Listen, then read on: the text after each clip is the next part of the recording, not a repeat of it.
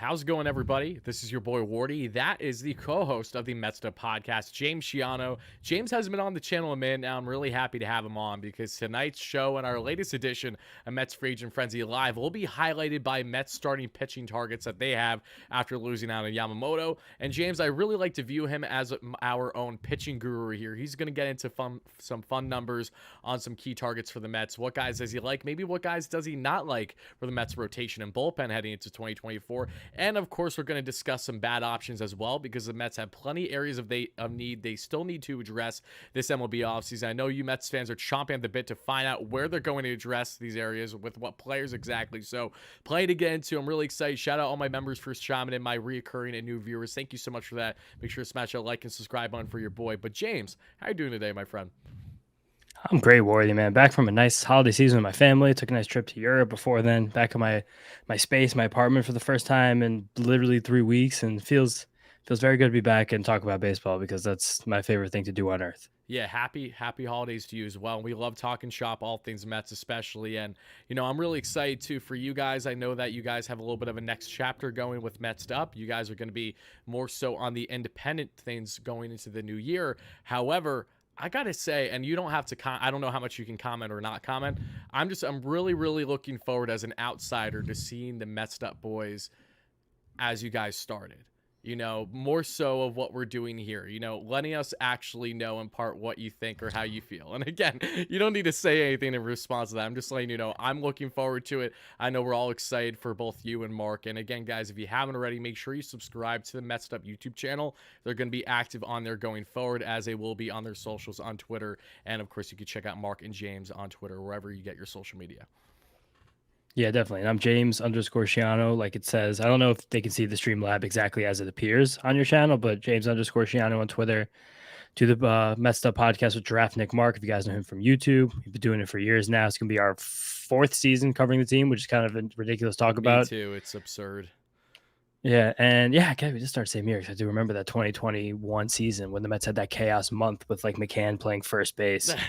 And I remember we actually were doing those streams like probably kind of off in the post games. But yeah, no longer going to be the official podcast in New York Mets. Bittersweet to see that end. There's going to be some positives to it. There's going to be some negatives to it. But I do miss the fact that like how we started the show and how it got so much steam originally just by being really scrappy and really aggressive and like doing content any way we could, as much as we possibly could. So we're going to get back to that. There's going to be a lot of big time episodes coming out right after New Year's. Big time January 2nd. We're going to talk a lot about working for the team, what that meant, what that was like. So if you guys are interested in what it was like being on the inside of your favorite team, definitely check that out. January 2nd, YouTube, hopefully Spotify and Apple, but definitely on YouTube. Awesome. I'm looking forward to it. Again, make sure to check them out, guys. Greatly appreciate it. But James, we brought you on for a reason because you're not only a big Mets fan, but you're an awesome baseball mind. And when we look at the latest moves for the Mets, we have to take 2 seconds to talk about the groundbreaking signing of Chad Smith on a minor league contract with an invite to spring training. I have not spoken about the pickup of Chad Smith to this point. Usually how it works on the channel is any minor league signing with a spring invite, we don't do individual video on, we just hold it for our next live show. So that's what we're doing here. So please enlighten us fans that aren't too aware of Chad Smith as to why David Stearns picked him up. I have a pretty decent feeling as to why he did, but explain to the people, why did the Mets do another low-level move for their bullpen potentially next season? Thanks for that incredible intro on Chad Smith. I think there's like a broader context to the bullpen building that David Stearns has spoken openly that he agrees with. Basically, the fact that building a bullpen is kind of more of a fluid thing than what a lot of fans hope for, where it's like, here are 5 relievers at the back of the bullpen. I can't wait to trust them for 162 games because it's just not realistically going to happen. Like the relievers you start the season with are not going to be relievers you go into July with. The relievers you're in with July are not going to be the relievers you have in September and hopefully October if you make it that far. So I think that what David Stearns is doing is finding a big heap of relievers who all have like 1 or 2 things that you possibly like about them that really don't cost anything. Because there's also this thing with relievers where there's almost like this dead zone for free agent relievers. These guys that make more than 5 million, but less than like 12, 15, where they're not elite and they're not like on the bottom of their value curve. Like a lot of these guys the Mets have signed are like Austin Adams, Cole Sulsler, Jorge Lopez, Chad Smith. Fill me in. There's some other ones I'm missing. Kyle Crick. Just the swath Tonkin. Of Michael Tonkin, who I actually do kind of like in a weird way. Just the swath of relievers. Ramirez, the GOAT. Like, yeah, we're building this whole heap of guys who it's like they're not sexy now. And I know Mets fans are like, there's only 2 relievers in the bullpen we can trust. That theoretically is true, but it's also like you're going to cycle through so many guys the whole season. So it's just as many as you can get in there. So you're going to be better off for it May, June, July, and August. And Smith, just looking at what I can see right now from his pitch data, he has an above average slider in terms of stuff plus, which is the Saris mile for pitching. And he has a sinker that he throws 95, 96, 97 miles an hour. So put those two things together. I feel like that's a guy who you could rely on reasonably well. He was an SEC pitcher back in the day. I'm sure he has some stats there. I don't really usually look back college stats, especially when guys are 28 years old, but he throws pretty hard. He gets a lot of ground balls, and he has a slider that looks pretty good. That's good enough for me for a minor league contract. That's good enough for me too, especially when the whole purpose of what Stearns is building is exactly to your point. It's by landing guys that have different arm slots, different changes in velo, they're breaking pitches, like just having as much uniqueness as possible is a way that I think the Tampa Bay Rays have done such a great job over the years in building. Like they're making, and I don't want to say nothing into something, but there's a reason why every single year you find out that the Tampa Bay Rays have new starters / relievers that you never heard of and have right around a 3 or sub 3 ERA. Like they just make it work, and David Stearns is known for his pitching lab during his time with Milwaukee, was known to a lesser degree when he was an assistant GM there with the Houston Astros, and he's had a heavy emphasis this offseason in particular on lending arms that have some nasty sliders, and that tends to be the case again here with Chad Smith. Slider heavy type pitcher. Let's see what Jeremy Hefner can work with. Again, the vast majority of the pickups the Mets have made for the bullpen aren't necessarily going to be with them for opening day, but it's imperative that you have as many MLB caliber options as possible that you're looking and seeking out there in spring training. That's what spring is for, right? And I think we much rather consider all these MLB caliber options versus guys that are guaranteed AA or AAA players. There's certainly some stuff and potential with these guys, but whether it amounts to anything, we'll soon find out. And the beauty of it, there's no commitment. So if the Mets part ways, they part ways. They move on to the next.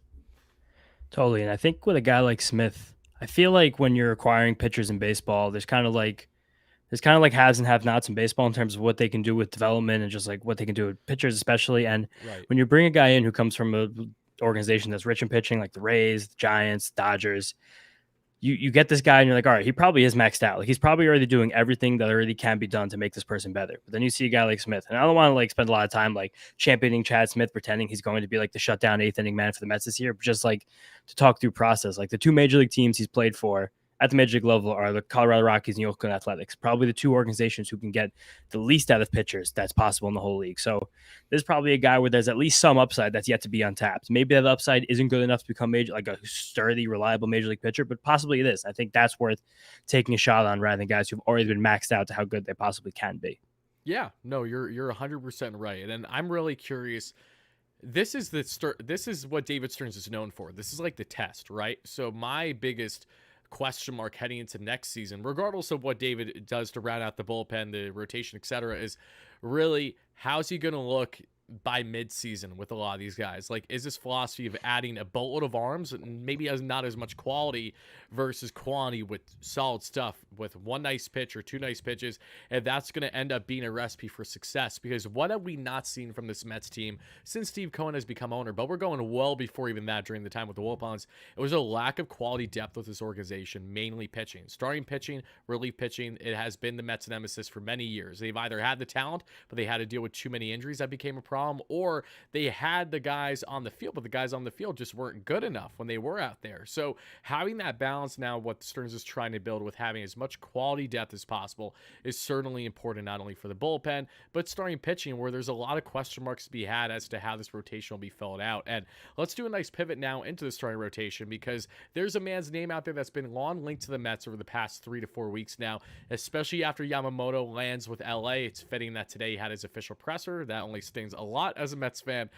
We find out that the Mets have strong interest in Lucas Giolito. Now, I've talked at great length about Giolito for everyone that follows me on the channel, but Joe, I'm going to lead this to you. What do you like about Giolito? What do you not like?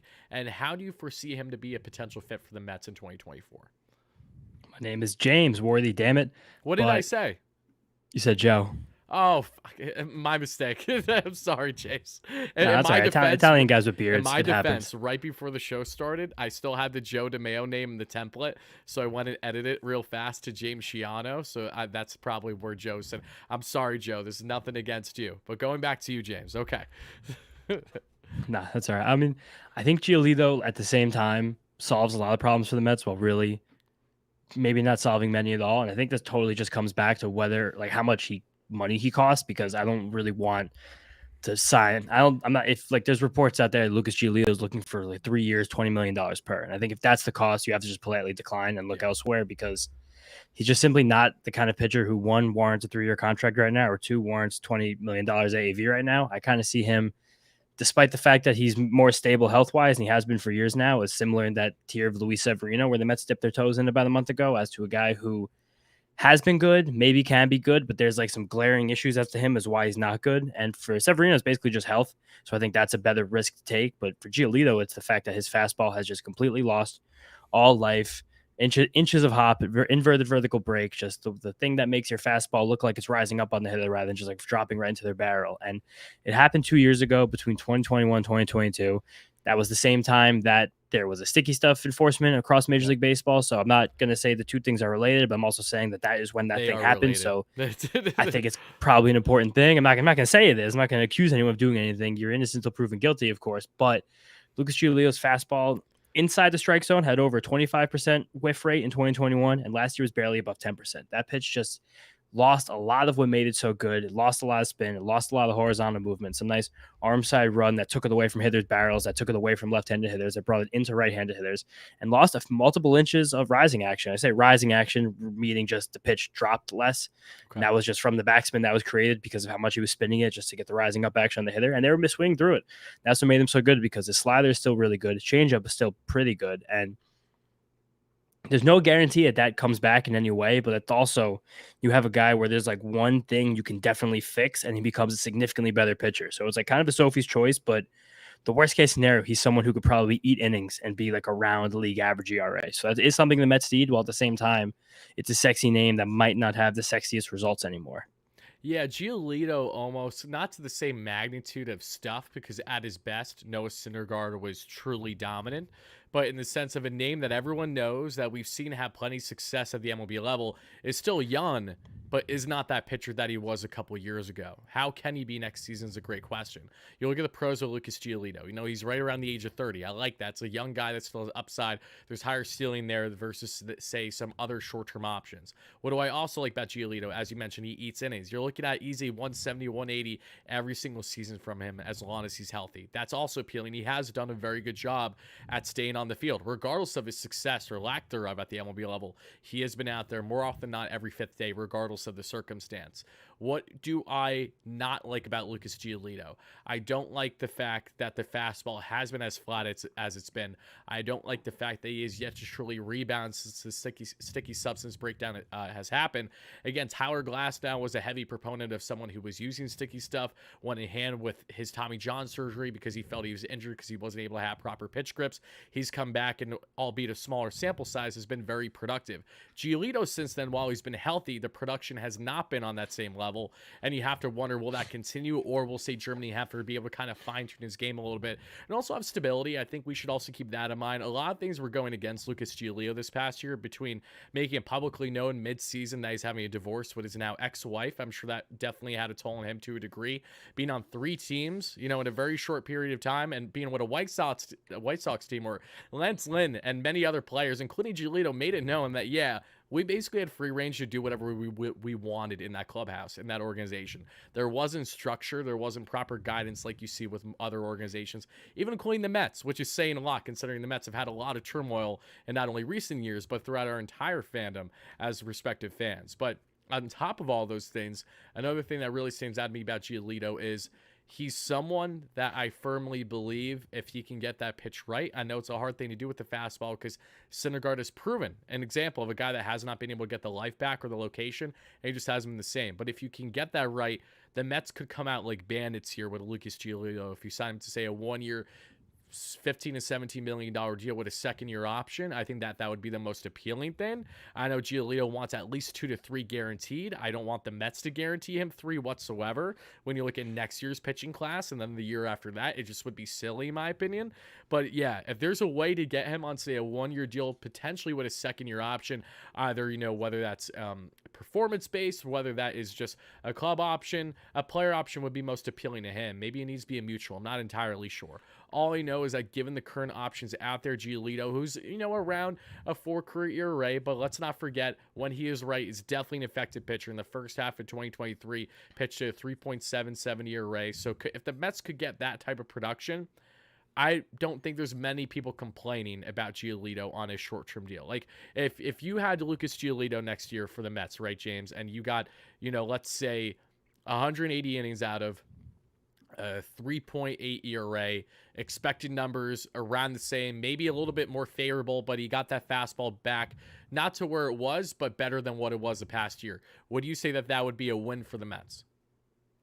It could be a huge win for the Mets. And I think that you're talking about possibility of a 2-year contract, 3-year contract, player option. Something interesting about Giolito and something that was also interesting about the Luis Severino contract is that they both hit free agency as they completed their extent of their rookie contracts and they were not offered qualifying offers. That means that another team that signs them will have the opportunity to offer them a qualifying offer if the opportunity should arise for the qualifying offer. So similar to Severino, a 1-year deal for Lucas Giolito has basically a second year with a team option on it for a slight pay increase, which I think that would probably something that the Severino people knew about. Is why they only wanted a 1-year deal wherever they sign, because I think they know there could be an immediate spike in value. But in Giolito's case, I think that's why he'd probably want that second year, because there's less of a path to success. And I even think about it, as crazy as it is for Giolito, like as bad as he was at the end of the year, he had a start against the Texas Rangers on September 15th when the Rangers team was reeling before they were the world champion Rangers, where he completed 7 innings, struck out 12 guys, walked 1, gave up 2 hits and 0 earned runs, which I think is a really funny thing to think about, that even as bad as Giolito was,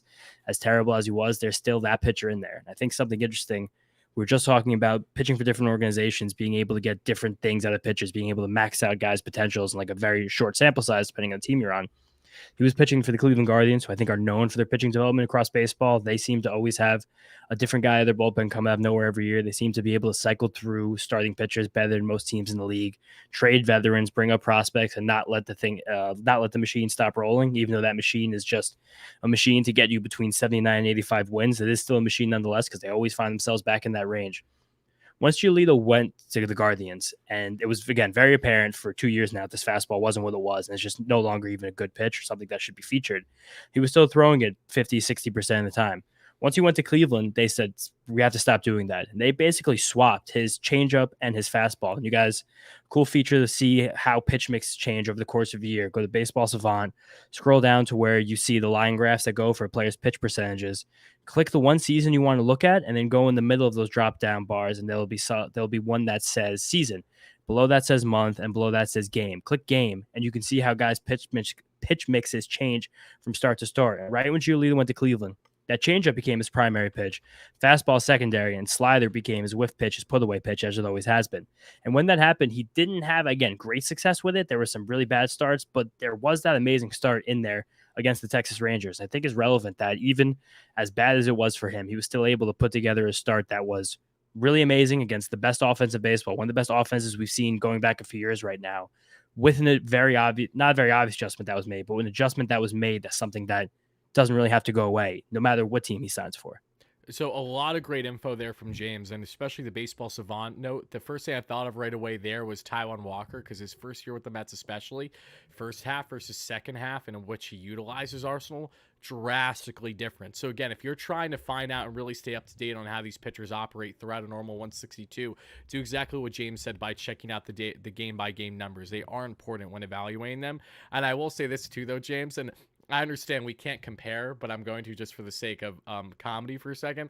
You mentioned that start against the Texas Rangers. What did that remind me of? Without even a second of thinking, Carlos Carrasco shutting down the D-backs this season. Like, that's the first thing. It did happen, yeah, of course. Absolutely. It's crazy how that works, though. But in the case of Giolito, I trust Giolito's stuff. His stealing 10 times more than I do Cookie in their respective careers, obviously. And that's not a slight against Cookie. We'll always love the guy, but he will not be New York Met again for obvious reasons. But Giolito definitely is an eye-opening one to some who maybe weren't as informed on him until they started watching the show here. And my biggest takeaway, should the Mets go out and land him again, they seem very, very strategic. They don't want to overpay for mid-rotation options when you have elite ace caliber options available just in offseason from now, not including potentially what they may do leading up to the trade deadline based on their status. And two things can be true. On one hand, the upside of adding short-term filler options is that they're very productive. The Mets are looking like they're going to be competing for a playoff spot by the deadline, you of course are buying.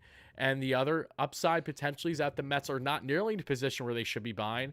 You sell them and you get return the same way the Mets did to, of course, a bigger magnitude in the Max Scherzers and the Justin Verlanders. I, of course, hope that doesn't happen. The last thing we want is another season where we're selling by the deadline. I mean, it's one thing to go through it enough as a fan. It's another as a content creator, because I'm like, all right, I have no interest in doing these post-game shows, like none, the final 3 months of the season. But I digress. Lucas Giolito is a guy that I think very well could land in Queens. I just don't see it being those 3 years. I know he wants a Jameson Taillon type contract. I say F that. No, I want no part of that. Thank goodness the Mets didn't do that either, because they tried pretty hard for Taillon last offseason too, as they have. You know, it's been a blessing in disguise. A lot of guys the Mets have ended up missing out on, which again goes to tell you who is the one making these decisions. Do the Mets have the right people in charge? I feel strongly about Stearns and Mendoza going forward, but they still have a lot of questions that they have to answer. And speaking of starting pitching, we talked about Giolito. Now, James, I want to know, who are your favorite pitchers out there that you would like to see in Queens? And when I emphasize favorite, I also mean this in the sense of it makes most sense for the club. So I'm not telling you to just say, hey, let's go and give it back to Blake Snell. Tell me what you think is most sensible, but guys that you can get along with rooting for next season. It's a very tough question to ask right now, just because of where this market is and just the fact that it was such a weak free agency year. Like, I would love to advocate signing Blake Snell and giving him a bag, because, like, very obviously right now he's the best pitcher in the free agent market. And in terms of stuff, in terms of effectiveness, I trust him inherently. But I think what's lost in people thinking that Snell's been very inconsistent the last few years, because he's been like pretty inconsistent. Like, he has the spikes and the peaks and the valleys, but more than his production, it's been his health. And Blake Snell, his entire career, coming up in 2018, has only pitched more than 130 innings twice ever, his entire career in seasons. It just so happens that both of those seasons where he crossed the 130 inning threshold, he also won the Cy Young. And he's the 22nd pitcher in the history of baseball to have 2 Cy Young awards. And he's not even pushing 30 years old yet, which is just amazing in its own right. But is he going to get a 7-year deal? Is he going to get an 8-year deal? Is he getting $30 million per season? The way this market's developing right now, it doesn't really feel like it is. Like, we might be reaching a spot in the offseason where now Blake Snell's kind of become underrated, which is weird because it began him being overrated. If it drags out a bit, yeah, for sure. Yeah, like the Yoshinobu Yamamoto frenzy kind of took us to a place, and the fact that Nolan Sonny Gray signed instantly, where it was like, what is going on with the pitching market? It's like not really moving at the gradual pace, at the pace of the better guys going stretched down the line that pitching markets usually do in normal off seasons, but it just hasn't been that way. So there's like very much a path forward for Blake Snell to be a really good pitcher for a really long time. And like, he's made a lot of adjustments the last few years. He got rid of his changeup that wasn't very good in 2022. He had a great second half. 23, getting that changeup feel back, getting his curveball back, throwing fewer fastballs, and then eventually towards the end of the year, mixing his slider back in. But then you just don't know if he's going to pitch that much, and you're going to be very aggravated watching him every night. I don't think that a lot of people out there are fantasy baseball psychopaths like me who are staying up till 11:30 on weeknights just to catch the 5 and 2/3 innings of a Blake Snell start for the San Diego Padres. So many of them are brutal. Like, terrible. It's a bad watch. They're not good. My buddy Born, a great friend of mine who covers the Padres at his YouTube channel Hogwatch. I've sat there because he'll be saying, Tyler, this is a crazy game. I'll go and I'll put on the game. And I'm seeing Blake Snell's walking the whole freaking bases loaded. I'm like, no, even if he works out the jam, like, this is the point. I don't want that. I want to eliminate that as much as possible. Like, Snell's a great talent. If the Mets land him, I'm awesome. Of course going to root for the guy. There's no denying that. But I think for where the club is right now, what their vision is, he just doesn't make much sense at all. He is not an anomaly the way that Yamamoto was in this free agent market, which is why the Mets were so adamant in trying to land the kid. But okay, Blake Snell, we don't know, more than likely isn't going to happen as of now. One player that kind of finds himself in this, I don't know if you want to call it purgatory or what. It's like you feel he might not get the contract nearly to the degree of a Monty Snell, but he's absolutely going to get a bigger contract than these one-year guys, and that's Shota Imanaga. What do you know about Shota Imanaga? Do you like him? Do you not like him? And do you think he's a fit for the middle of this rotation for 2024? I think Imanaga is definitely a great talent. He's a very unique pitcher. I think he is a fit for the Mets, but I think that there's there's just a lot that happens when these players from these other leagues across the world, the KBO and the NPB, come over, where just misinformation kind of runs wild. And it's hard to get a grip on what these guys really are. And I want to just shout out someone who I love in the pitching space right now, a guy named Lance Prosdowski, who works for WGN, the Cubs network, and also moonlights for the Yes Network as specifically a player development analyst. He used to be a video analyst for Driveline. It's pretty amazing what he's been able to do with his skills and the places he's been able to get. And he's been making YouTube videos now for the last few months, maybe even longer than that. And he has a great breakdown in there in about 15 minutes, nice and tight, about Shota Imanaga. And it's just about the fact that what he has right now in his toolbox, one, is incredibly unique, and two, and is very useful. But there are probably some holes and some gaps into what can actually make him someone who's probably going to be worth the 4-year, $70 million contract around there, I want to say, which is kind of similar to the deal that Kodai Senga got from the Mets last year. But there's some major differences between Imanaga and Senga. The biggest one being just velocity. Kodai Senga came over pumping 95, 96, 97, 98 miles an hour. Imanaga averages about 92 miles an hour, but that's with much better properties and characteristics of his fastball. Like, he has like the quintessential like rising fastball, like disappearing fastball, people like to say, that will get tons of swing and misses in the zone. He threw it a ton in the zone, not scared to fill up the zone with it. There's a great clip of him from the World Baseball Classic of throwing one, just no fear, right down the middle of Kyle Schwarber. He started the championship game for the Japanese team, and Schwarber just swinging right through it, and then looking back and like blinking his eyes a few times, being like, man, I don't even know what that was. It's so bizarre. And then when Imanaga, it's high velo, and yet it's having this late rise on you, basically. And that's what makes it so unique in baseball, because it's very rare that left-handed pitchers have that kind of fastball anyway. The only two in the entire league I can think of, and this Lance shouts both these guys out in his videos, the pitchers the most similar fastballs property-wise to Imanaga are Alex Vesia and Nestor Cortez. Even both of their fastballs come in harder than Imanaga's, which is even weirder. And then the other thing that's weird about Imanaga is that his primary secondary pitch was kind of doesn't make any sense, but like the pitch that's not a fastball he throws the most often is a sweeper. And a sweeper is a pitch that also lefties don't really throw that often. Again, Cortez and then Sean Manaea are basically the only lefties that feature that pitch in all of Major League Baseball right now and start. So this is you're coming in with a guy that almost no one in Major League Baseball looks like. And that's also a repertoire right there where it's a little bit weird for a lefty, because you don't really want to throw your sweeper very much against opposite side hitters, just because it's a big looping pitch that if it's going away from you, it's kind of hard to see. The way that the sweeper, everyone does a different job of describing a sweeper, kind of like took over the world for 3 months last year, and now it's kind of faded away again. But I think it's going to be something that remains in the game and whatever properties. But the way I like to describe it in like a different way is that it looks more like a slider for hitters in terms of the spin, but the very fancy word here, the seam shifted wake of it, kind of pulls the pitch down more. So it moves on two planes, kind of like how we traditionally think of a slurve, but it looks to hitters more like the slider and then drops more like a curveball. So that kind of confuses hitters. But if you're on the opposite side of the plays, like if you're a righty and this left-handed pitch is just swooping over the strike zone at you, you're going to just lick your chops and hit it. And in that same World Baseball Classic Championship game, Trey Turner did that for a home run that initially I think either put Team USA ahead or tied. It was the big hit of the game for Team USA in a game that didn't have much offense. But Imanaga, he has another splitter that he throws. It's definitely nothing like Kodai Senga's Ghost Fork or Yoshinobu Yamamoto's splitter. It's more of just like a fine splitter, but we also use a different ball than they use in Japan, where our ball is a little bit bigger and it's a little bit less tacky. So I don't know how it's going to work. And we also saw when Kodai Senga came over, as amazing as he was, his full stats for the year, those first 6 weeks were a big learning curve for him. Yep. Every time you pitch in Japan, Senga's talked about this in some interviews recently, you're almost always pitching in a dome. I think all 12 ballparks in a dome, maybe 10, maybe 9, something like that. So pitching with elements and pitching with different levels of humidity, different levels of moisture in the air, different weather conditions in general, hot, cold, raining, dry, everything. It's all very different. So a split is a big grip pitch. You really need to be able to get your fingers on that pitch and grip it well. And the thing that made Kodai Senga, a different pitcher, go to his different echelon was developing his cutter and then using that against hitters from both sides of the plate as a pitcher you knew can get over, as someone who kind of had trouble with command, get over, get guys hit ground balls, get guys hit lazy fly balls, move through his innings, move through his starts. Imanaga really needs to find something like that, because it's going to be interesting to see how he gets right-handed hitters out. I think the cutter would work very well for that, something that's a little tighter on guys' hands. But even that is something that isn't the best pitch against opposite-handed hitters. So I think there's a lot of good with him. He had a better strikeout rate and lower walk rate in the NPB last year in Yoshinobu Yamamoto, which is kind of incredible to think about. But he's such a unique pitcher that's hard to project him. Yeah, it's crazy, right? So I think Imanaga, unfortunately, as much as I want him, I think he's going to get overpaid elsewhere because his projected contract heading into this offseason was believed to be Kodai Senga's at 5 years, $75 million. Of course, Senga's contract is unique because there are options to opt out, either depending on if he misses extended period of time because of TJ or other factors that may come into play. I know that's a unique one, and I'd imagine that there would be some unique language in one for Imanaga as well. I can't speak on his injury history at the Tommy John level, but given the fact that he's already 30, it is something that I'm sure that the Mets or whoever land him will take into account. But given the fact that multiple teams lost down Yamamoto when they had serious interest, we're talking at least 250 on the table, and that is not including the Yanks, the Mets, and ultimately the Dodgers.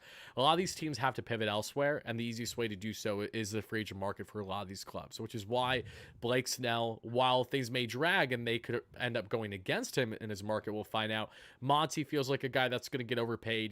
He's probably anywhere between 150 to 200, could be leaning more towards 2 than 150, and that's why I could see the Mets not landing him, because they don't want to give ace caliber money to someone on a long-term commitment. The money isn't the issue, as it is the long-term commitment to it, knowing that you're blocking that position, or say the Mets may be able to fill out that hole better half year to a year from now, right? So I can understand that thought process. But Imanaga, the reason why I bring him up is because he's unique. He doesn't fall in the category as a Snell and a Montgomery. He doesn't fall in the category as a Lucas Giolito, Mike Clevenger, Shamanaya. And maybe you could throw him in the Marcus Stroman reigns, possibly, if you're evaluating on money that they're looking for, term. Stroh's going to want a multi-year deal, and we all know Marcus isn't coming back here.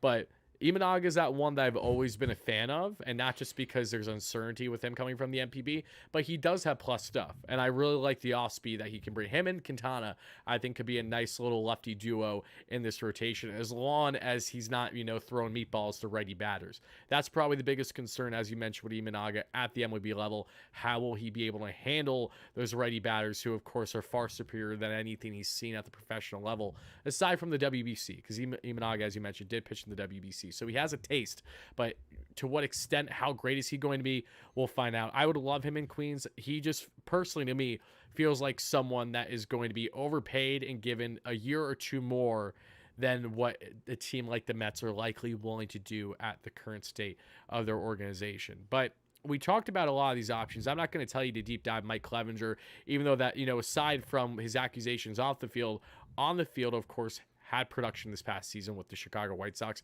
Shamanaya, I want very little to do with, aside from the fact that he can eat innings, truthfully. There isn't a whole lot I like, but there's a very controversial name out there that I decided to do an individual video on, and we're not going to go on a tangent here, but I just want to know where you kind of stand regarding Trevor Bauer, because I've heard a lot of people being for him, looking at it like I've heard a lot of people being against him, and putting all the accusations aside with Bauer, I really emphasized in my video that came out earlier today. Make sure to check it out, guys, if you haven't already, why the Mets aren't going to sign him. And the key factors include making Steve Cohen look as foolish as he did in his first true bidding war. I find it hard to believe that Cohen's now going to have this newfound willingness to rekindle that relationship with Bauer, and also be the first team in Major League Baseball to give Bauer a leash then for his chance to try to get a bigger payday next offseason. I find that very hard to believe. I look at Bauer's stuff, and on a short-term deal, people are making the argument, Wardy, we're in kind of a transitionary year. Doesn't it make sense to go for flyers with someone like him? In a certain sense, yes, but given the bridge he essentially already burned in the organization, that doesn't sit well, one.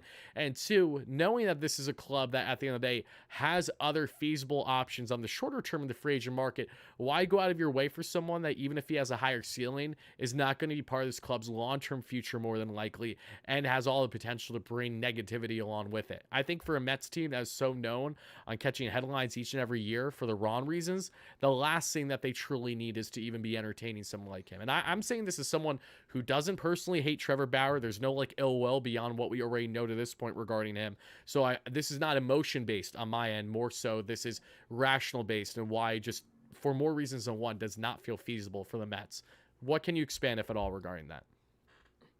I think the only thing we really need to know about Trevor Bauer from the outside of baseball as opposed to the inside is that the Atlanta Braves and head coach Brian Snitker were asked in a press conference, I think sometime around the winter meetings, maybe slightly before, about the possibility of him them bringing him in for that team, a team that needs innings. Every team needs starting pitching, especially a team like the Braves, World Series aspirations, a team that's been incredibly disappointing in the last 2 years in terms of where they've gone to the playoffs, losing to the Phillies back-to-back years in shocking, embarrassing fashion. And a team that's kind of known for, I would say, employing bad people, like welcoming Marcell Ozuna back with open arms with multiple legal issues like purveying him, and then sticking with him even through horrible stints of production where he had bad legal issues again, and then sucked. And then they were like, just keep trying. And eventually, again, of course, it pays off for the Atlanta Braves, and he has this incredible season, gets back to where he was years ago. But they even dismissed it without even putting a thought behind it. And I think that's kind of, again, all you need to know about what teams out there in Major League Baseball think about Trevor Bauer. There was a moment in time this offseason where Mookie Betts gave him a vote of confidence, saying, like, I think any locker room he could help any team. But I think that it definitely doesn't seem the juice is worth the squeeze. And I think a lot of baseball teams know that for sure right now. It seems like in a year where the starting pitching market is so empty, and there's so little happening in free agency, the fact that he can't even get a word in, can't even get a meeting, a moment, nothing, I think that tells us all we need to know about the chances he has of pitching in the major leagues again. Yeah, that's the thing. Could I see him back in the major leagues at some point? Yes, I absolutely could. I don't foresee it to be next season, though. If I do, then I think at early sometime mid-season where a team's really desperate, is trying to bring fans in attendance, because yes, Bauer does most certainly have a following. Yes, it might be a divisive one, albeit, but he does have a following for sure. And I could definitely see a smaller market club giving more of a consideration to someone like him versus a big market club like the Mets. So that's another thing. Like, the media aspect definitely comes into play when evaluating some of these players for the Mets. And when evaluating someone like Bauer, that too comes into play. Like, do you really want Trevor Bauer, regardless of the success that he may have, to be his typical Trevor Bauer self in the clubhouse with New York media? There's reasons to believe why that isn't the best idea. So regardless of what your personal passion or opinion is on Bauer, the reason for the video they came out with was, again, the reality that the Mets are not going to bring him on. They don't care about your facts or your feelings. The reality is these are the reasons as to why it's more than likely not going to happen. If it does, I'll be the first to tell you that I was proven wrong. We were both proven wrong here, and then we go forward and see how things shape up. But again, I'm going to go on a limb and say that is not going to happen with the Mets, at least. 1200 with donation says, tired of these 6+ ERAs, need to get more 9 ERA guys. Appreciate the donation. 1200. He's always cracking me up. That Nice. is the Thomas Szapucki stand right there, in case you're wondering, James. That's an OG right there. He loves his lefties. Thomas Szapucki, yeah, the feature of the famous Darren Ruff trade, of course. How could we ever forget Thomas Szapucki? The biggest piece. The main piece of that deal. Oh, God. Okay. I mean, it's cool that Billy Eppler's not making decisions anymore, though, right? Like, that's a fun thing. What's your take? Actually, let's go on a slight tangent. What is your biggest takeaway from Billy Eppler as GM, and what is your first impressions of David Stearns? What you've seen so far this offseason? Biggest takeaway from Billy Eppler is this past trade deadline, admitting defeat and saying this team isn't good enough. We understand this team's not good enough. This team was not built sustainably. Putting a hand up for it and cashing in everything you could to get good prospects. And the Baseball Prospectus Mets top prospect list came out a week ago. Baseball Prospectus is a great publication. People should subscribe to it. It's a great company. It's been around for a very long time because great baseball analysis. We want them to be around for a long time. So everyone always got to subscribe. But the Mets added, I think, 5 of their top 6 prospects at the trade deadline last year. That's every single guy, 2 through 6, with the exception of Jet Williams. And I think that's the biggest thing, to be like, I mean, you got to know when to hold him and know when to fold him. And the fact that the past Mets regime actually knew when to fold him, I think is really cool, really important. And I think we're going to bear the fruits of that for a very long time as Mets fans. And then in terms of Stearns, it's like a lot of what I just said. It's just every time he talks to the media, and like he did it a couple consecutive days at the winter meetings, like it's just a lot of process. And like a lot of Mets fans are kind of impatient because we're getting to the end of that famous 3 to 5 year window that feels like might not be cashed in on from Steve Cohen, but it's just process. Him talking about relief pitching the way you hear other organizations deal with relief pitching, him talking about investing in player development and minor leaguers, the way you hear other organizations doing it. It just seems like there's a lot of going on underneath that doesn't feel fun or sexy right now and doesn't give us the instant gratification that we crave and desire as fans and people that take in content. But I think it's just something that is going to be meaningful years from now. And that's hard to hear. It sucks. It's kind of shit, but like, I'm sorry if I can't curse on here, Wardy. I'm sorry. But when could you have ever not cursed on WardyNYM? You're fine. I don't know, man. I spent years in a cage. I don't remember what it's like out here in content, but it's just there's a lot of good things that are happening. And just the fact that even a bad free agency right now, it's like you're not just trying to like put band-aids over stab wounds by giving Jordan Montgomery $25 million a year, because he's just simply not worth it. Like you're not catering to the pressures of what could be coming in from everything on the outside, because you have to try and scratch and claw for a wild card spot this year, when it's just this roster wasn't built in a sustainable way for the last 2 years. And that sucks, but it just might be true. Yeah, no, you're right. And I think a big thing for Stearns is, selfishly, of course, I want him to make all these groundbreaking moves. The creator side of me was most bothered by the lack of the Juan Soto pursuit, the lack of going in on Ohtani, even though Ohtani had no interest in coming here, and ultimately not landing Yamamoto. Because from a creator and a fan perspective, you love that. It's going to change so much of the dynamic, the viewership. Like, I loved all those things. But again, it wasn't for a lack of effort on these ends, and there's valid reasoning as to why the Mets didn't land these guys. So for David, as much as I want him to go out guns a-blazing and sign every top talent that's currently out there, we knew that that was never going to happen heading into the offseason to begin with. For any fan that was truly paying attention from the jump, what the Mets' 2024 plan was in 2025, you've always known that they're going to do everything they can to have a competitive club that they roster in 2024. They're going to push for a wild card spot. They're going to probably hope that they have some magic like the D-backs and the Phillies in 2 years past, where as long as you get in, see what happens, and then you take it from there. The Mets have proven that with expectations, they have done anything but amount to them. They cannot handle the bright lights we have noticed in recent years. Can they handle things differently now with a lack of expectation? Possibly. You know, I really think under Mendoza, who's going to need a decent leash in himself, it's important for us Mets fans to settle our expectations and know that, yeah, as of now, regardless of what else they do this offseason, they're probably not going to roster better than a 85 to 90 win team next season until proven otherwise. That's kind of even wishful thinking, you could say, in hopes that they, of course, right the ship with all these other areas. And speaking of righting the ship, let's shift now from starting pitching to relief pitching. There is a shit ton of relievers out there. I'm sure you like plenty of them. I like plenty of them too. I just did a video on Matt Moore and Brent Suter. Why do I like them? And to briefly explain them to you and for the viewers watching, Matt Moore I like a lot because he's a reliever that for the past 2 seasons has been one of the best lefty relievers in baseball. Around a 2.5 year rate this past season, splitting time with multiple clubs because he was dealt to the Angels like Giolito and was also then cut right away. And then I believe finished his year with the Miami Marlins, if I'm not mistaken, or I could have them flip-flop. Either way, he was with a couple teams, and he was still very productive. He has solid fastball, sits around 94 on average. Like the off-speed stuff, like they has a breaking pitch with the curve, even though that needs to work on his contact rate a bit. His best pitch, though, by far, is what he's working with the off-speed there. Brent Suter doesn't have the life on the fastball. He's crafty like, current a lefty in this Mets bullpen and Brooks Raley, but he gets outs, especially ground ball, at a fantastic rate. Suter, a longtime Milwaukee Brewer, would rekindle that relationship with David Stearns. No one knows him better than anyone in the Brewers or Rockies organization than David Stearns. So I like that connection. They're both 34, 1-year deals, maybe with a second-year option.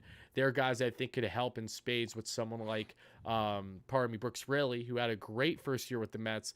And, having one good lefty in your bullpen's great, but it's ideal to have at least 2. That way you're putting less weight on his shoulders, and you can get very effective. And in Suter, especially his arm slot, is very interesting. Love the windup. It's wacky. It's unique. So those are 2 guys that stand out to me, along with David Robertson and a couple others. What are the names that you like that the Mets should acquire for their bullpen this offseason? I think the biggest one with like a big circling, like, please sign me sign to me is Ryan Stanek, Okay. who has like that same covetable fastball I've been telling you guys about, that like fastball rise up on you. And he just has still a great splitter and amazing slider. He like has like, he's never going to be the closer of this team because Mets have the best closer in baseball in Edwin Diaz still, but he like legitimately has closer stuff. Like if Ryan Stanek is your second or third best reliever in your bullpen, I'm not just like okay with that. I think that's like a solid place to be. I think he is that good.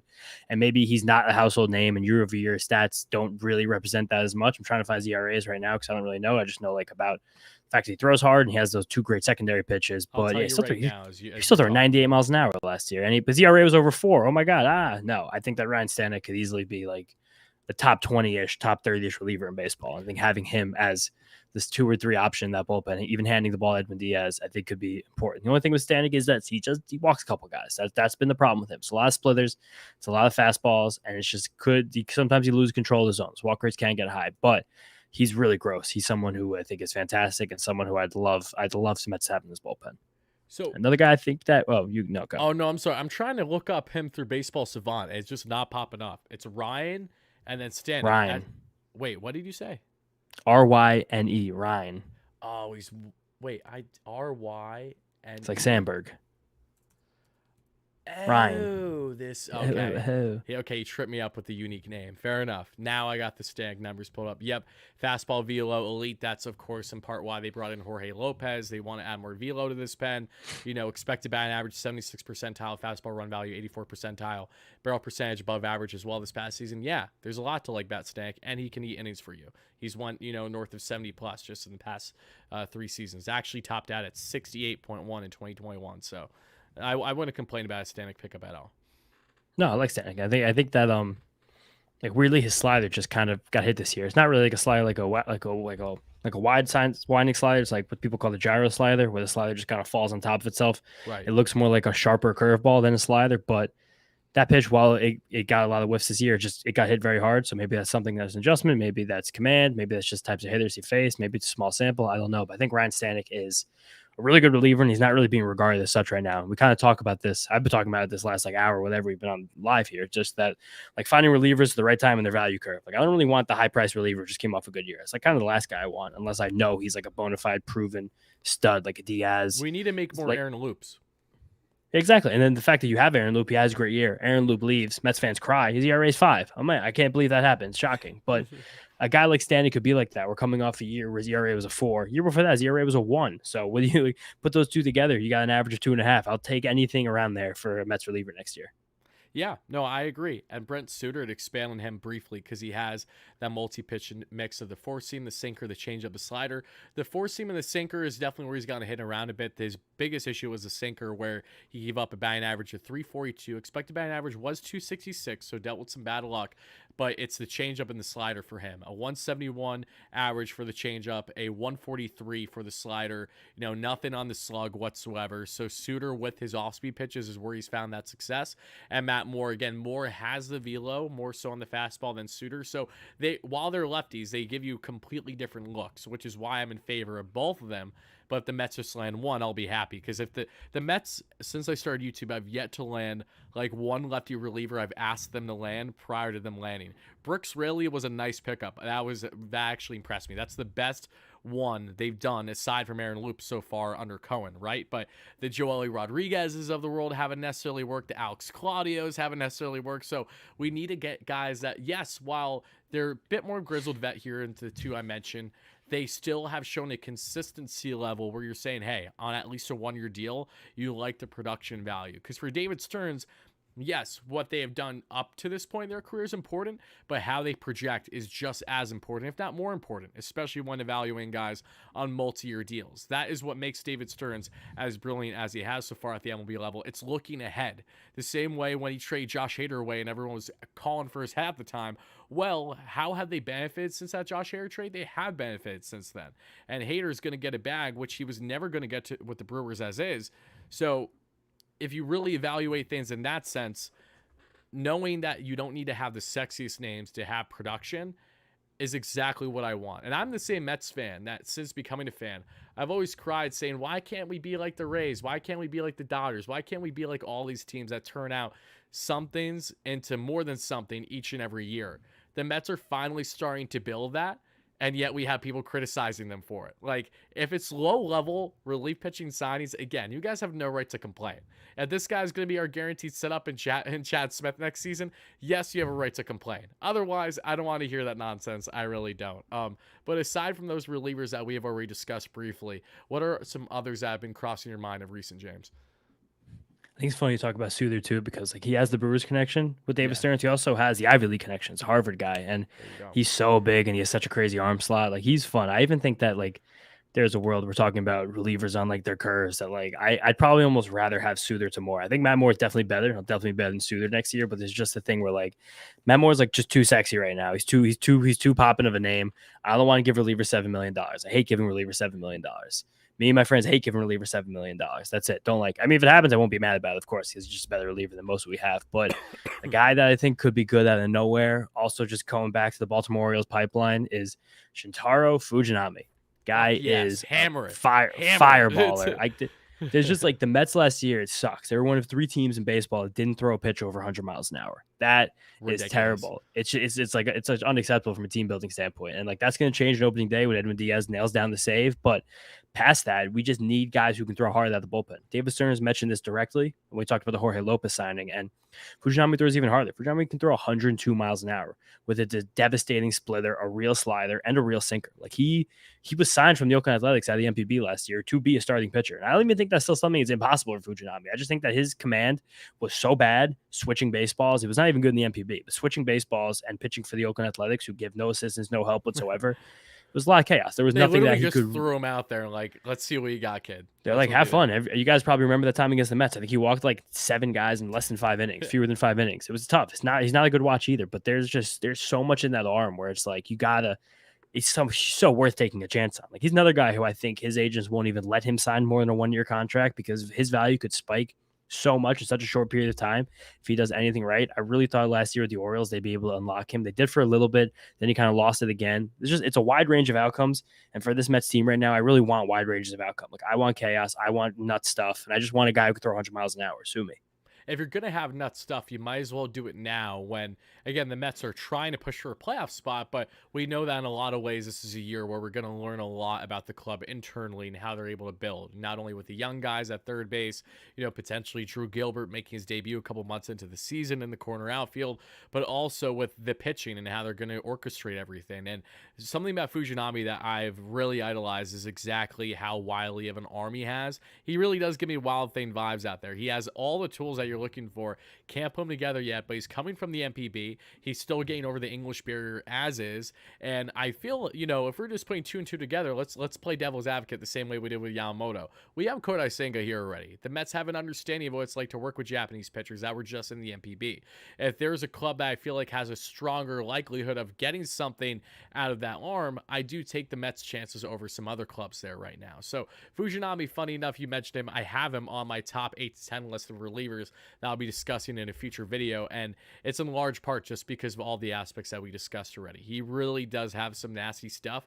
It's just about putting it all together, and if there's someone that likes to do those things, I know we don't want all of our options to be essentially reclamation projects, but if you're going to have a couple, Fujinami falls in that mix perfectly, in my opinion. I just think he's someone that you at minimum have to just see what you have, and if it doesn't work, you move on to the next, which is the case of most of these options the Mets have acquired. But before we go further in the show, we're not going to be too much longer here, everybody, so thank you so much for smashing that like and subscribe button to my north of 400 concurrent viewers. Greatly appreciate it. Make sure to check out James on Twitter at James_Schiano, and of course, he will be co-hosting with Draftneck Mark, the Messed Up podcast, wherever you get podcasts. With 1,200 with the $5 donation says, with this rotation, we will get draft picks, but not close to the playoffs.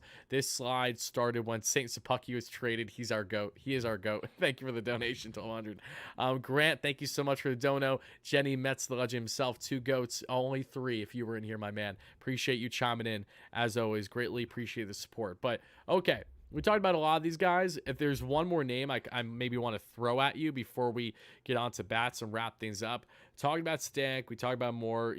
Robert Stephenson is a name that I know Mark would absolutely love. I wouldn't be opposed to him either. He's another great example of the Tampa Bay Rays making yet another very solid reliever who is hopefully for his sake going to continue that trend. But also wouldn't shock me if he kind of gets inflated as the years go on because, again, the Rays have something in their pitching lab that very few other clubs in baseball currently have, which is why we've seen many scenarios when these relievers or starters have left Tampa, they haven't been the same pitcher since then because the fit just has not been the same. No organization has been able to really utilize them to the ability in which Tampa has.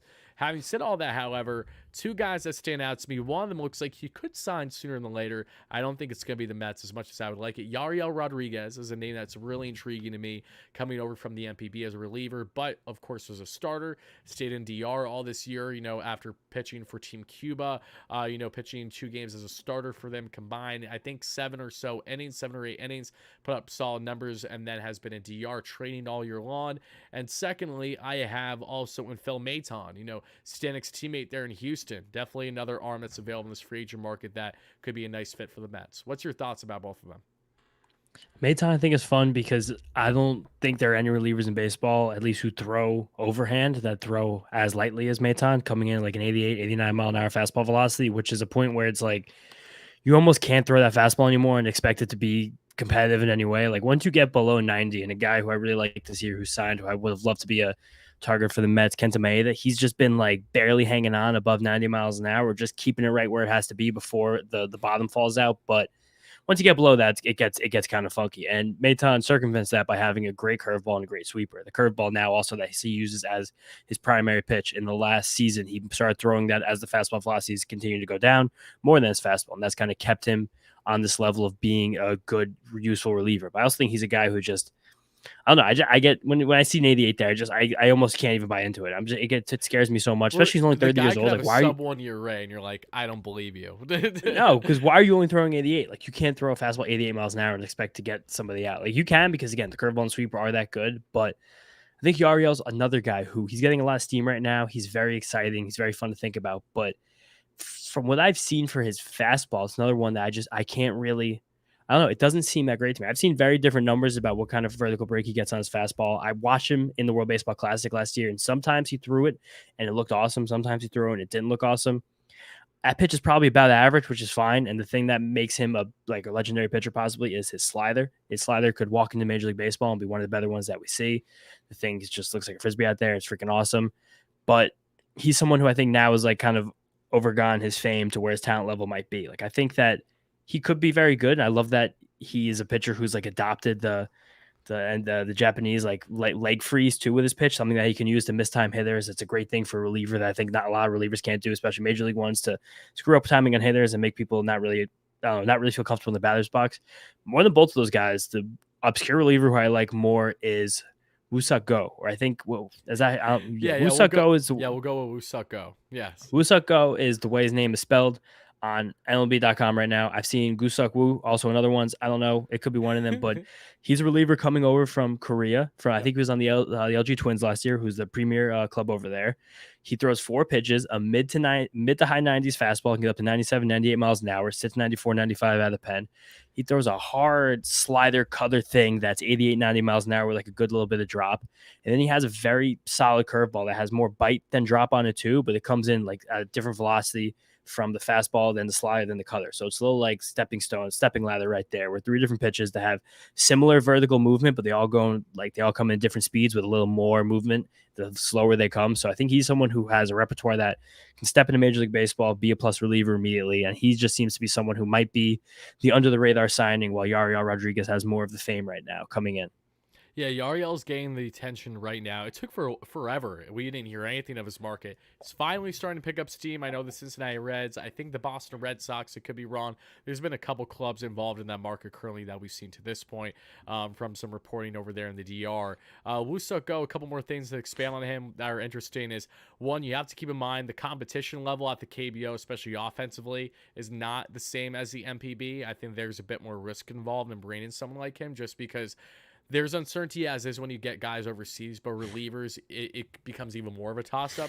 But the beauty of it, if there's not, one, a very long-term commitment, and 2, the AAV isn't anything absurd. I don't see why it would be. He's a guy, again, worth taking a flyer on. And the Mets' new bullpen coach, and Jose Rosado, did most recently just help coach in Korea. So, granted, I don't think he's speaking fluent Korean or anything of that nature, but he could have a slight edge on knowing at least a little bit about the player and how things are in the KBO versus many other clubs currently in baseball. So, interesting options for the Mets for sure. They have a plethora, and just because we haven't named a reliever option that the Mets may sign does not mean that it's a bad move. Again, every move the Mets have done so far with their bullpen are all guys that I had no clue would be on their radar whatsoever.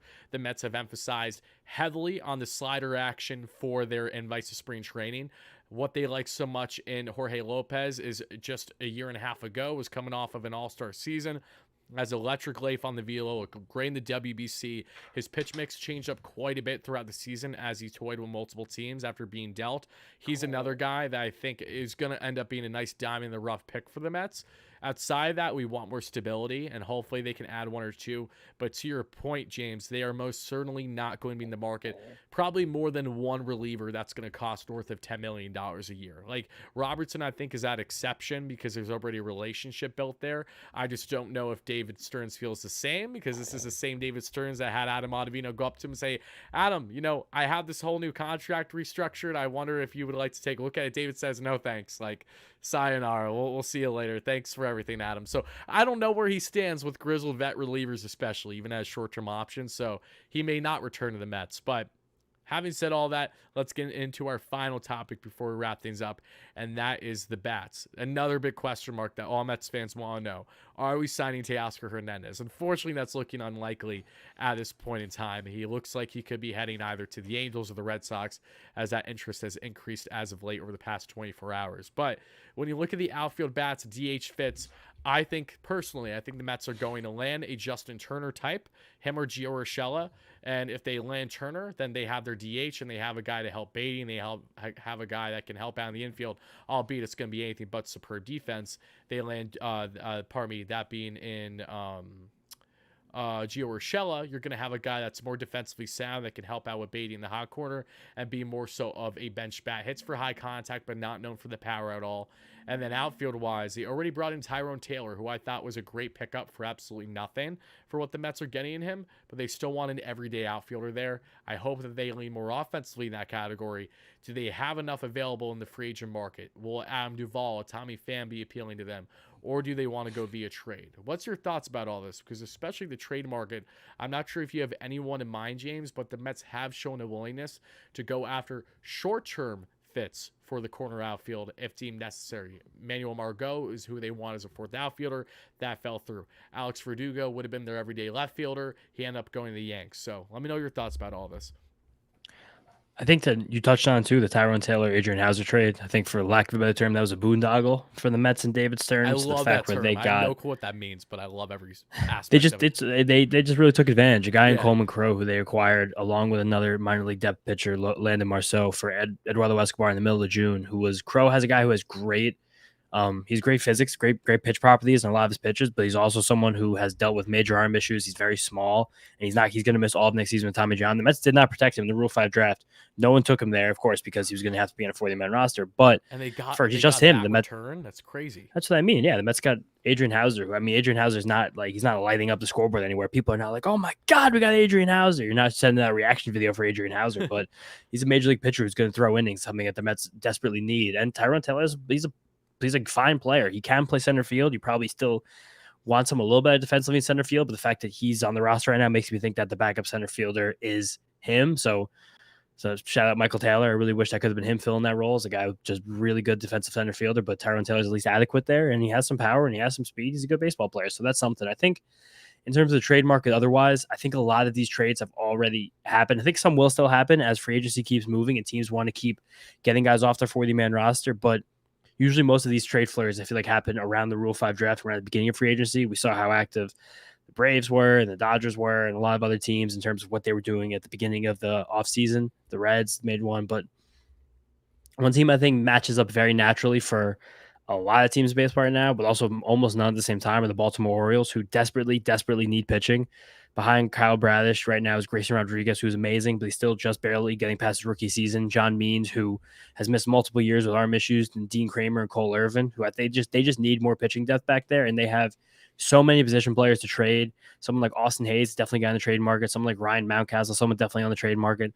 I'm sure some of their younger players can also be had, while not necessarily fits for the Mets.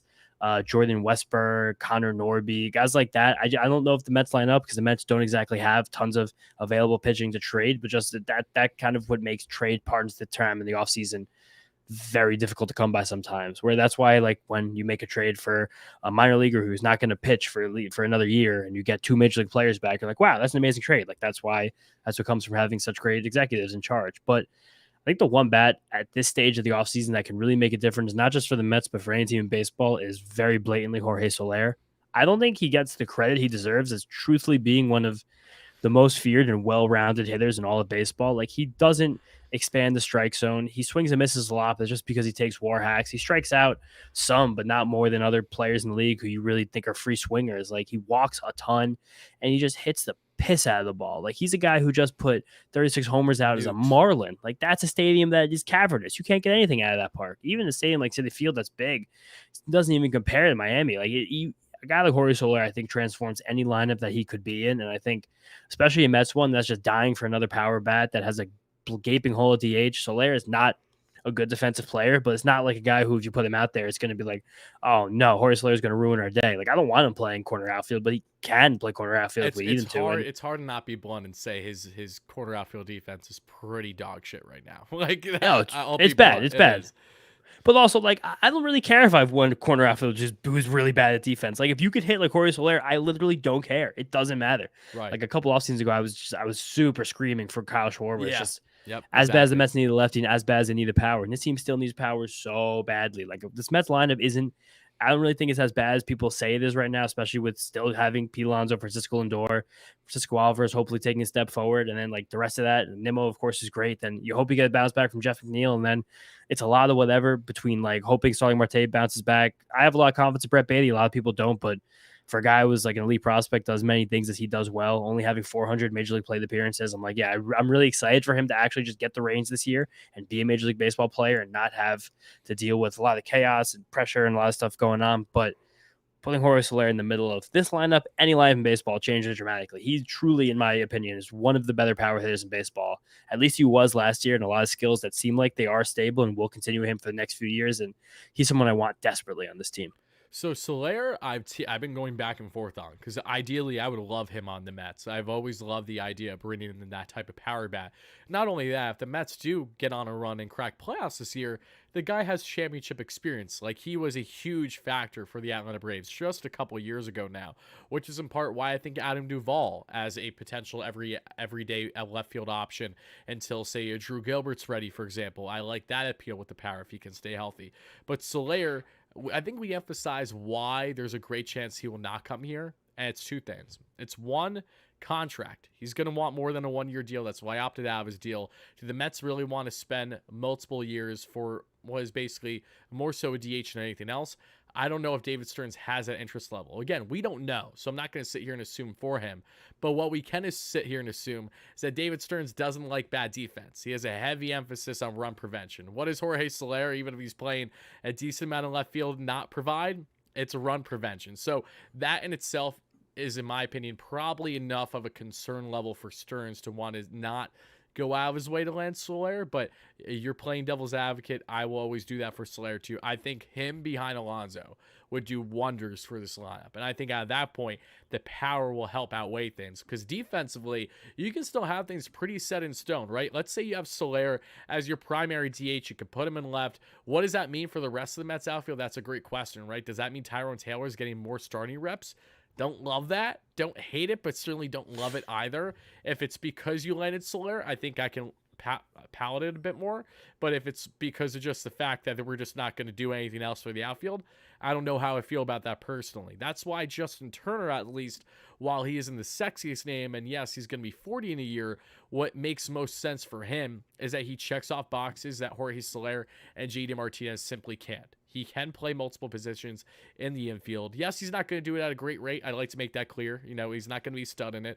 But if you want a guy that's going to be a mentor, especially for someone like Beatty, who went through a lot of mental hurdles this past year, and he was open about that with the public, that's where Justin Turner comes into play. JT famously helped Jarren Duran get out of a big slump last year, and Duran was a very productive player for the Red Sox, all things considered. Just to give you an example on the impact he has not only in the clubhouse, but simply there when on the field. Like, he's a great guy to have. Plus, offensively, just had one of his best offensive seasons somehow. North of 100 RBIs, 800 OPS, 270 plus average. Like, JT, even if he's down to 20 bombs, 77 RBIs, a sub 800 OPS on a one-year deal, I don't think any Mets fan is complaining about, because he fills the need at DH that the Mets have not had since universal DH became a thing a couple years ago, and he provides that guidance in the infield. And if, say, Beatty gets hurt or is really, really bad, if, say, Vientos can't prove to be anything more than a standalone DH, say Jeff McNeil gets a little banged up, he needs some time at second base, maybe Alonso needs a day off or two where you can toy with him at DH and actually have someone who can handle first, because Turner did play a decent amount of games at first last year, guarantees better defensively than Daniel Vogelbach. For all those reasons, he makes sense on the short-term end. And I think because he checks off so many boxes, unless Turner wants to go elsewhere, which wouldn't shock me in the slightest, I think that feels like an inevitable relationship to have. And should you land him, Soler would have to be starting in left field. I just don't see it, unfortunately. Worthy, I'll tell you this: whatever team Justin Turner plays for next year, I personally guarantee you he doesn't play one inning at second base. There's no way that anyone puts you this want to go 40-year-old through to the second base numbers? again. Have you seen how ridiculous? Like, I did not know his No, he splits was were this bad. Like, he was totally fine. But defensively, he's definitely not. He's not a guy who's very good anymore. And he's a guy last year who played second base a lot because the Red Sox are just a bizarrely built team, and they were run by Chaim Bloom, who like famously doesn't give that much credence to defense, especially not Mookie Betts infield defense. every day. Ugh. Yeah, there's just simply no way. Like, I think Turner though is, I don't know.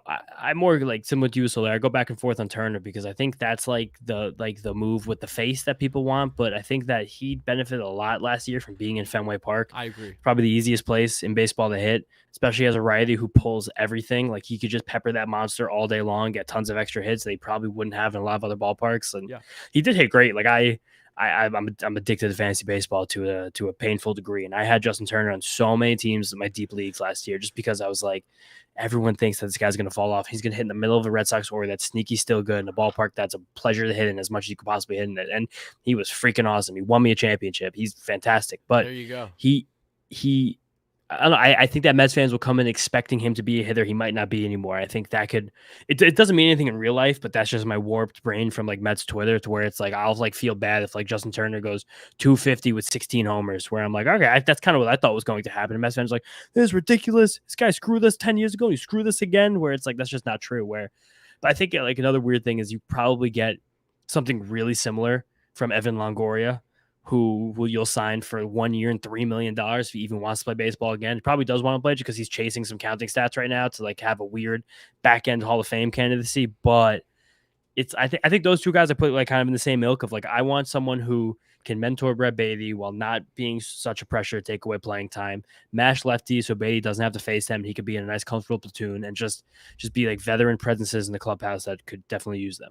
So I personally wouldn't put Longo and Turner in the same category only because, just on face value, if I told you that Evan Longoria would be more often than not the Mets DH in 2024, would that turn you off more so than Justin Turner? Because I know for me, it most certainly would. I think like it feels that way, but Longoria, I think the biggest thing working against him is health. But I think he's definitely at this point in his career is more powerful than Justin Turner, while being worse at just simply hitting. Like I'm confident that in Citi Field next year, Longoria will in the same like I maybe like is like home run per plate appearance. Like I don't think Longoria is going to be on the field as much because he, despite being 1 year younger than Turner, has seemed to have broken down much more quickly. But he just still hits the ball harder and gets more under it. I think that I don't know. I think I still trust Turner, but like sometimes these things are just like these gut feelings inside. Like going into last year, I was like, Turner's gonna be an ace on the Red Sox. And my gut feeling right now, I'm like, if Turner's in the Mets, like I think it's just gonna be a very disappointing season. I don't really have that much data to say that, just besides the fact that last year he lifted the ball less. He lifted the ball less than this past last year, Justin Turner, and he had his lowest barrel rate and he has in like a decade. So I'm like, all right, like those are stats I really believe like mean a lot for hitters moving forward. And I just see that. I don't know. It feels like almost too perfect for me. Like Turner has also never been a guy who's been like a big barrel rate guy. It's like never been his calling card. He's more of just like he gets his power to the pull side, but he sprays otherwise. And they're two guys that can't move. Longoria, I mean, the same age. Like I don't know. I think there's benefits to both of them. The Mets definitely need some kind of steadying force there in between Brett Beatty just to cushion him into being a full-time starter at the major league level. But again, if the Mets get Justin Turner, don't get Justin Turner, I'm not gonna be that mad about it. If it's a 2-year deal with Justin Turner, I'll be like, I don't like that much, but. I think as guys who are going to Turner, especially someone's going to be both of them primary DHs. I think that it's fine, but I think Soler, I definitely have like a huge step above each of them in terms of just hitting. Is the best power bat option we could probably say out there. JD Martinez is right behind him. JD, I don't think is ever going to be a Met personally. Like he just has that vibe to him. Nah, I don't even. And for him, why would you come here? I think you can make that counter with Turner as well, but Turner at least, even though that like JD has won it all. He has those ties to the Mets that you have to wonder, could it be like a little bit of a coming home situation for him where he finished his career kind of where he started? It's possible. We don't know. I don't know where he stands in that relationship. I know David Stearns has a good relationship from Turner. He's tried multiple off seasons or in season rather leading up to trade deadline. No, not trade deadlines. Definitely off seasons when he was a free agent a couple years ago. And I'm trying to pursue him. But if you look at his splits, he DH'd in 98 games last season, 41 of them were at first base, 10 of them were at second base, and 7 of them were at the hot corner. So no, if you bring in Justin Turner, unless there's injuries or terrible inconsistencies, you're not expecting him to play playing the field much, but it's knowing that you at least have that cushion should you need it. But if we're basing things more so on complete defensive protection and upside, Gio Urshela is probably my favorite option out there in that regard, but he's not my favorite option in everything else the Mets are looking for, because he's a contact bat. He hits for high contact. I commend him for that, but he has little power, and that's something that I think the Mets certainly want to address heading into next season. So we're just about to wrap things up, James. I guess my closing thoughts for you are, ideally, what are players that you truly hope land in Queens before the offseason ends?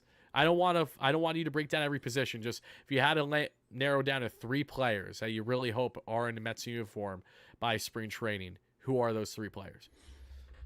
Ideally, if I think we want the best ceiling for what this Mets roster is right now and what they can be, I think ideally those players are Jorge Soler, Shota Imanaga, and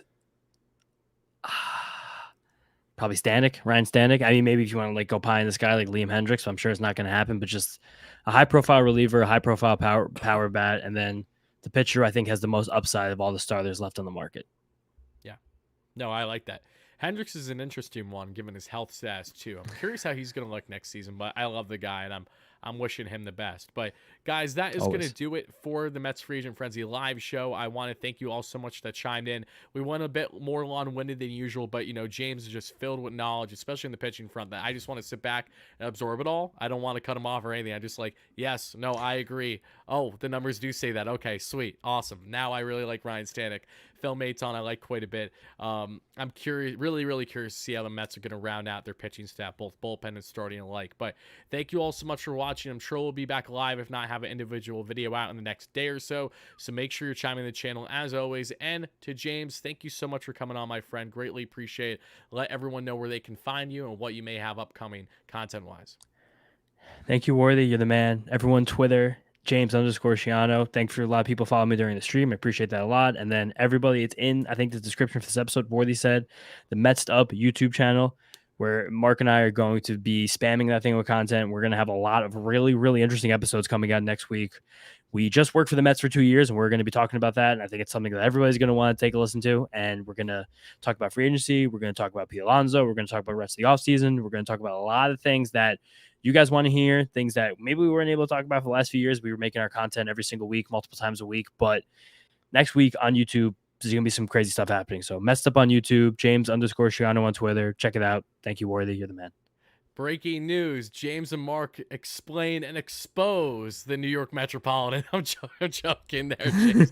I'm just pulling your leg. Still love everyone there. Have great relationships, but we're going for it. No, I know. I'm excited for you guys. But again, thank you all so much for watching. Greatly appreciate it. And whether it was day, night, evening, whenever you're watching this, that is James Schiano. This is Tyler